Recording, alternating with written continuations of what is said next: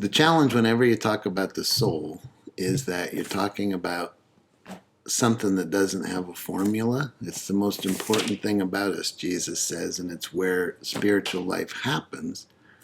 But it's not like you do this, then you do that, and you do this, and then it happens. It's relational, and there's no formula to it. So when Jesus talked about it, he always talked about it with pictures. So he says to his friends, I'm leaving, I'm not going to be here.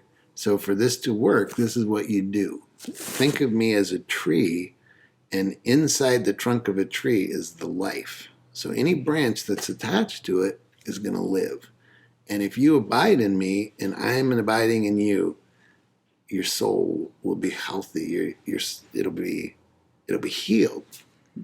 So you can be a branch and be disconnected, but you're a dead branch. So you have no life.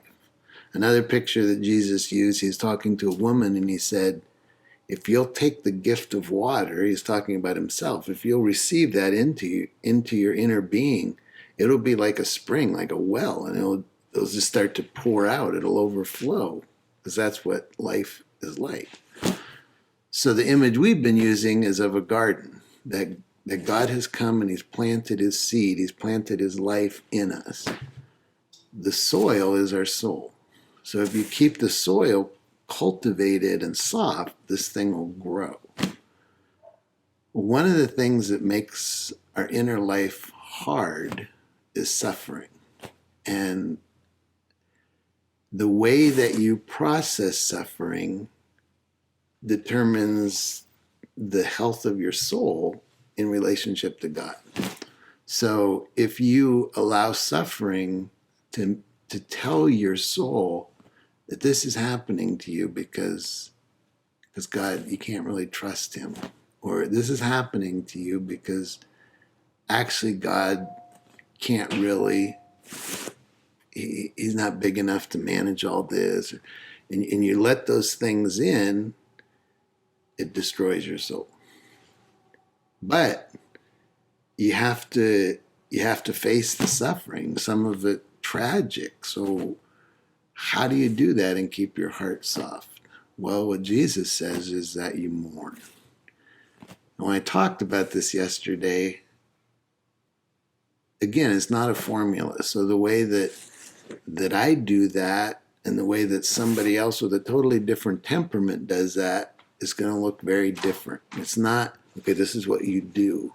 But the truth is that if you don't find a way to express that, and especially to God, then it just sits inside of you and it turns into bitterness or anger or just shuts people out, shuts God out.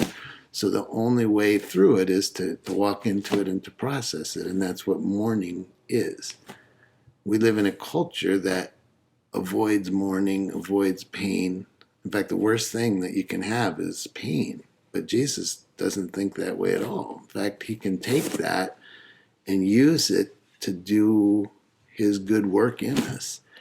But the only way through it is to walk into it, to feel it, and to allow him to reinterpret that in your soul. So I hesitated yesterday to even talk about this because it's not a fun topic and it's not simple. So if you open somebody's wound, then they go, okay, now what do I do?